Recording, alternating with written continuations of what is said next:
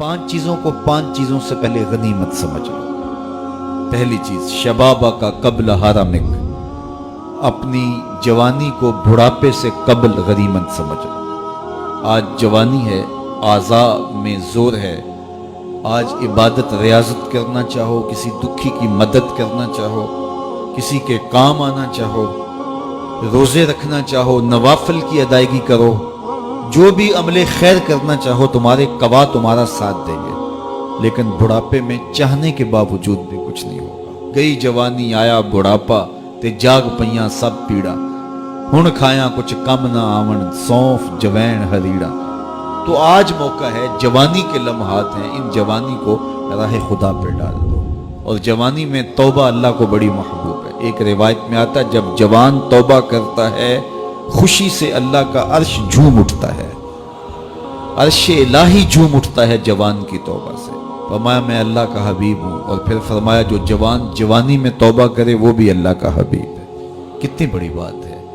تو جوانی یاد الہی میں گزرے، ذکر الہی میں گزرے، تو فرمایا جوانی کو بڑھاپے سے قبل غنیمت سمجھ لو۔ پھر فرمایا صحت کا قبل سقمک، اپنی صحت کو بیماری سے قبل غنیمت سمجھ لو۔ صحت کے لمحات میسر ہیں، بیماری آتے دیر نہیں لگتی، تو صحت کو غنیمت سمجھتے ہوئے بھرپور فائدہ حاصل کرو اور کوشش کرو، محنت کرو راہ خدا میں آگے بڑھنے کی۔ وغنا کا قبل فقرک، تیسری بات ارشاد فرمائی، اپنے غنا کے دور کو، مال و دولت کی فراوانی کے زمانے کو غنیمت سمجھو فقر سے قبل۔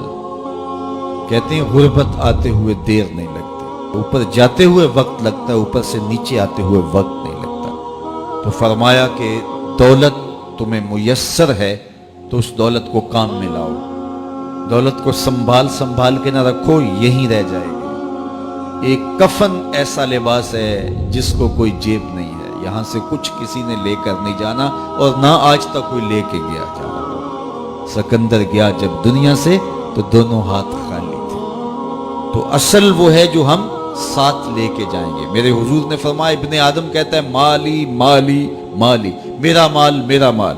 فرمایا اس کا مال وہ ہے جو اس نے کھایا یا پہنا اور پرانا کر دیا یا اس نے آگے بھیج دیا۔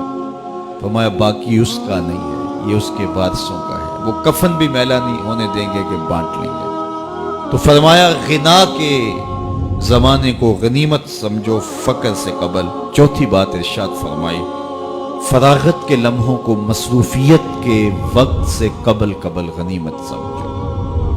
آج فراغت ہے، بہت کچھ کر سکتے ہو، گزرتے لمحات کے ساتھ ساتھ کندھوں پر ذمہ داریوں کے بوجھ بڑھتے چلے جائیں گے، پھر کرنا بھی چاہو گے فرصت نہیں ملے گی۔ تو فرصت کی گھڑیوں کو غنیمت جانو۔